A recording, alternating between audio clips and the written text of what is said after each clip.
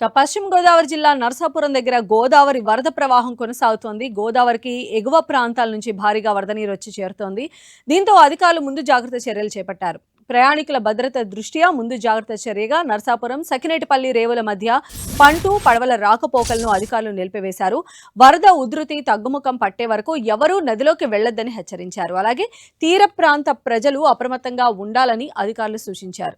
ప్రస్తుతం భద్రాచలం దగ్గర రెండవ ప్రమాద హెచ్చరికను జారీ కొనసాగుతోందని, దీంతో అధికారులు జాగ్రత్తగా ఉండాలని అధికారులు సూచించారు.